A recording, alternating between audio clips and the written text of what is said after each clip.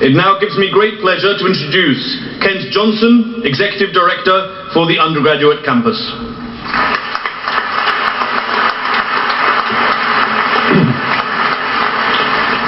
Dear students, dear faculty, ladies and gentlemen, my name is Kent Johnson. I'm the Executive Director for HULT International Business School here at the undergraduate campus in London. It's a privilege and an honor for me to introduce our 2016 commencement speaker. Our guest has a very impressive background. He started his career as an investment banker with Citigroup and worked in Milan, London, and New York. He joined the World Economic Forum 2014. Prior to joining the forum, he spent 3 years as a Chief Learning Officer at the World Bank in Washington, D.C., 6 years as a Director of Human Resources at the European Bank for Reconstruction and Development here in London. He's a certified transformational coach from Georgetown University, a graduate from Bocconi University in Milan, Chartered Fellow, FCIPD UK, which is the Fellow of Chartered Institute of Personnel and Development. He's the author of several articles for Harvard Business Review and Forbes, a motivational speaker, a panelist in over 30 international events, including Davos. He's written a book called La Bussola de Successo, which translates into the Compass of Success, which was recently published. And most importantly, he's a proud father, husband, and a great Bruce Springsteen fan. Ladies and gentlemen, please welcome Dr. Paolo Gallo.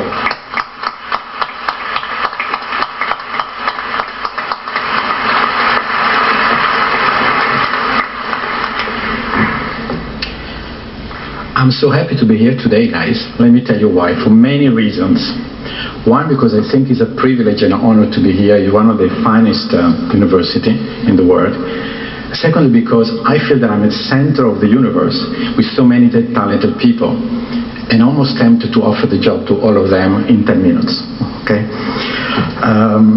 Congratulations, really, congratulations for this amazing journey, but not only to you, but also to the people that supported you in this journey. Your families, your mom and dads, your friends, your professor, your teachers, your boyfriend, your girlfriend, your secret boyfriend, your secret girlfriends. I've been there many years ago. My wife is here, so I have to behave. I'm not joking.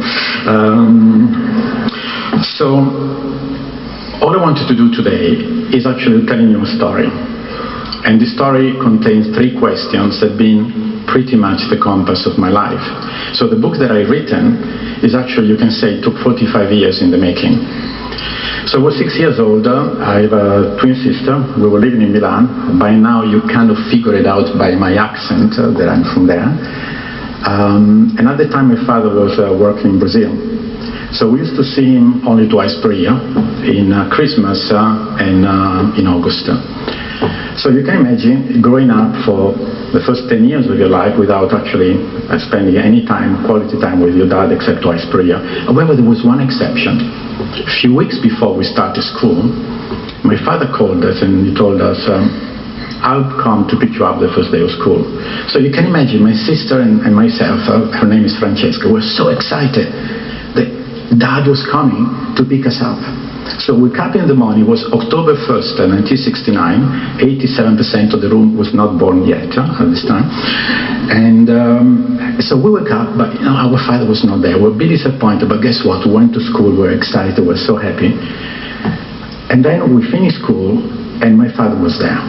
So you can imagine the joy. We jumped to him, we started telling him stories about the classmate and all the rest. I remember the map of Italy on the wall. I was particularly impressed. Then we go back home. My mother prepared usual Italian meals, about 16,000 calories each, which explains, I stopped this part. And then after a while my father said, Paolo, it's great, but I'd like to talk to you. So he took my sister first and then myself to another room. And he said, Paolo.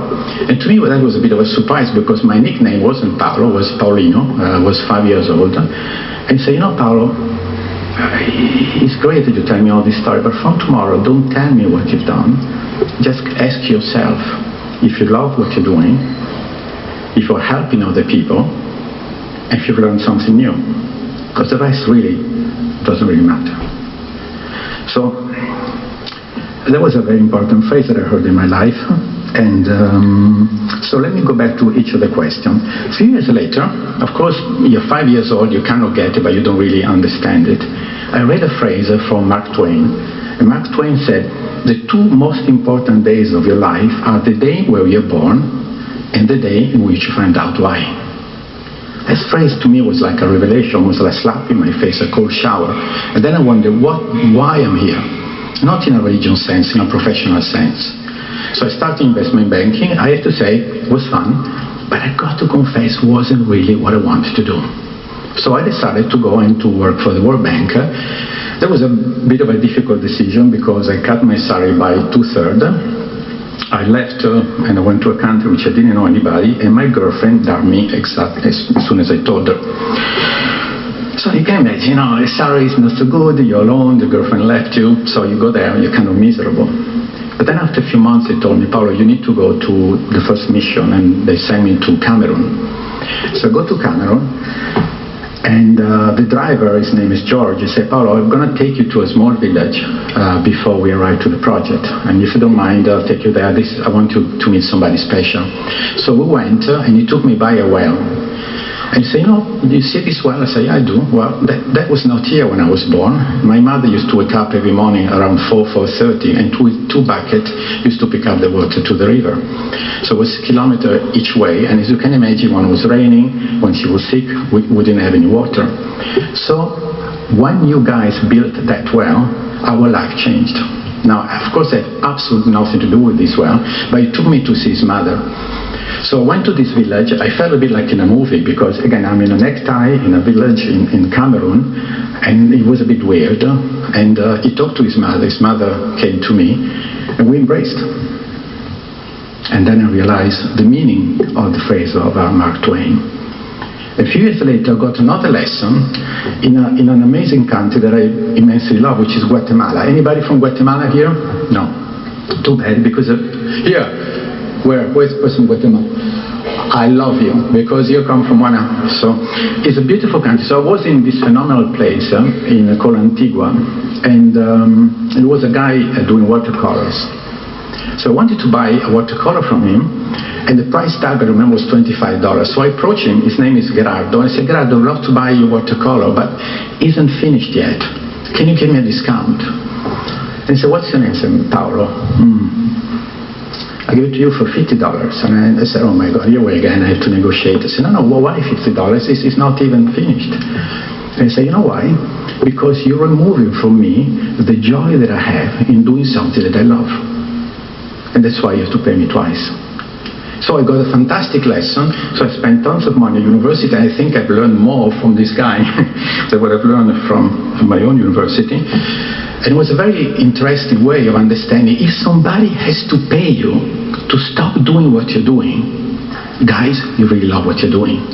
But I've been head of human resources for many years in different organizations. So many people come, they want promotion, money. And my real question is, do you love what you're doing? Are you in love to do what you're doing?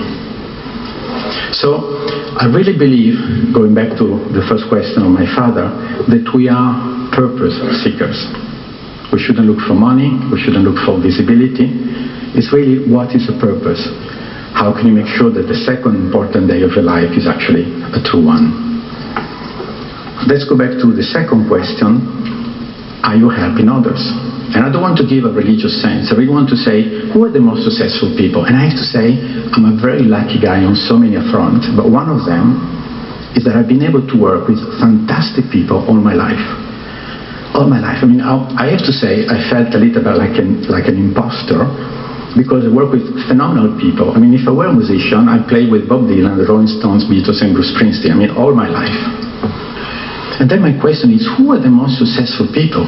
The most intelligent one, the one with the biggest, let's say, academic background, the people that spend 17 hours at the office. And I really believe that people that are most successful are the givers, the people that are building bridges, the people that constantly connect with cultures, with ideas, with people, the team players, the people sharing information. The givers, not the takers. If you're only a taker, you're going to be alone pretty soon. If you're a giver never stops. It's like love. And if I'm not convinced you yet, let me quote a very interesting study. It was done by the medical Harvard University. They started in 1938, and they went to 724 people, pretty much, let's say, half of the size of the room here, and they checked and controlled their life all for now 70 years. Try to understand what makes them happy. Now think about what could make them happy. Money, fame, a big car, Google shares, what it is. And they realize that what makes them happy is positive relationship with the people around them. But because it's a medical school, they want to go one step further to say, has this an effect on their health? And the answer is yes. These are the people that are more healthy, they live the longest, and they never go to the doctor. So here there is a scientific proof that being a giver, connecting, building bridges, not walls, what makes sense, even if some clowning politicians are claiming the opposite. Being from Italy, I have some experience about clowning politicians, I can tell you that. So, diversity. What is this? Just an academic term, something that is cute and nice to mention? Let me tell you, it's actually who you become. There are 129 nationalities in this room. It's just a phenomenal wealth of your university. You don't even know the phenomenal gift that you received by being around people from different cultures. And this is the way I understand. Many years ago, I went to a conference given by a photographer. And this photographer showed us many pictures, pretty nice, but it was the same kind of picture. It was a Caribbean island, you know, the typical postcard, sand, the palms, and all the rest. And he said, did you like this picture? I said, well, we kind of like it, a bit boring, so let me show you another set of pictures. And all of a sudden we see a completely set of pictures, completely different, with a different light, different perspective. And he said, you know, the difference between the first set and the second. In the first set, I use only one lens. On the second set, I use 15 or 20 different lenses. And that's diversity. The capacity to see the same things from different perspectives, from different lenses, to see that there is another viewpoint that needs to be taken into consideration, that you don't own the truth yourself. I need to say I have a fantastic experience myself, because my wife, she was born in Morocco, she's Muslim, she grew up in France, my daughter was born here, I'm Italian, we live in Switzerland, we moved from the United States, and the entire life is about discussion, even if, I got to admit, that doing the Olympics was a bit difficult because we supported 3 different nationalities. Learning. I want to do a small experiment with you. I'm going to tell you a word, and you have to tell me the opposite of this word, okay? So if I say, let's say rich, if I say cold, if I say dark, if I say success, failure, okay, hold your thoughts for a second. Who is the basketball player that missed the highest number of shots in his professional life? I tell you the number, 12,720. Michael Jordan. Who is Michael Jordan? The best player. I'm sorry, if somebody supports Kobe, I'm a Michael Jordan guy. So, what Zuckerberg, Bill Gates, Richard Branson have in common? They failed so many times. So if you believe that the opposite of success is failure, please hold your thoughts, because I personally believe that actually failure is the center of success, provided that you stop, reflect, and learn. I'm not convinced you yet? Well, look at you today, now. You're here. It was a 3 to 4 years journey for all of you. I guarantee to you that 2 or 3 times in your journey to get you today, you probably thought, I can't make it. I don't want to do it. And somebody beside you, or your inner voice, said, yes, you can do it. And you're here today. And if you don't believe me, there are many mom and dads around here, and they remember when you were 6 or 9 or 10 months old that you couldn't walk. You couldn't walk. You were not born able to walk, like me and by everybody else.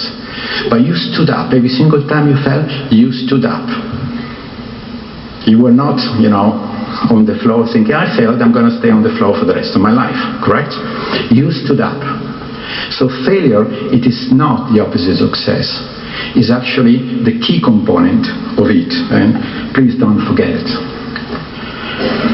So let me go now to a couple of little stories that I would love to share with you. And one of them is actually something that Nelson Mandela said.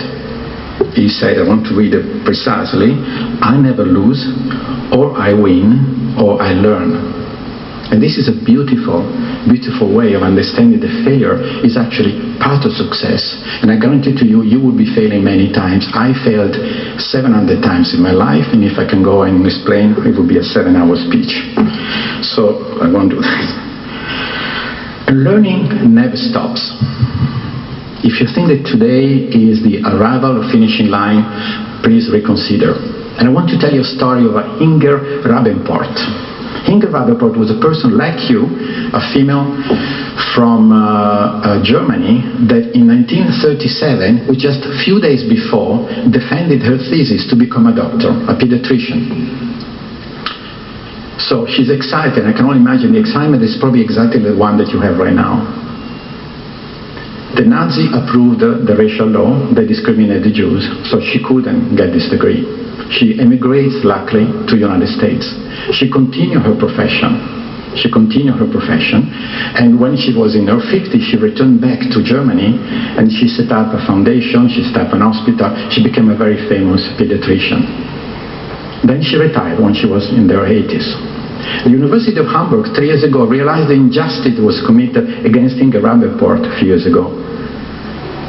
And so they contacted her, they tried to contact her, and miraculously she was still alive. So they said, would you like to come back and to defend your thesis so you can become a doctor of medicine at the University of Hamburg? She accepted, she wrote the thesis, she got her graduation in November last year. She's 102 years old. 102 years old. So I have to say, she's one of my heroes. So in your learning journey, guys, you can learn so much from everybody. You can learn from a driver in Cameroon. You can learn from a street artist in Guatemala. You can learn from a basketball player. You can learn from a homeless.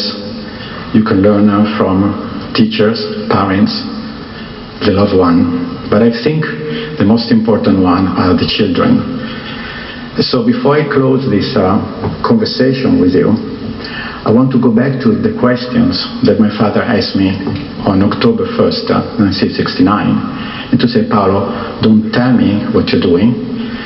Ask yourself if you love what you're doing, if you helped other people, and if you learned something new. Now, commencement speech have a characteristic. All of them will be forgotten within 47 minutes. So as I will be forgotten too, I'd like you to remember at least the last story, which is about my daughter, which is here today. She's now 10. So I was working on my computer, and she came to me. She was 4 years old. She was probably less than 20 kilos, less than a meter. And I was working, and Sadika came to me and said, Daddy, I want a kiss and a hug. And I said, oh, leave me alone, I'm working. And this little creature, she came to me with her little finger and said, Daddy, never ever refuse a kiss from somebody who loves you. Okay? So if you forget everything, at least remember this one. Thank you.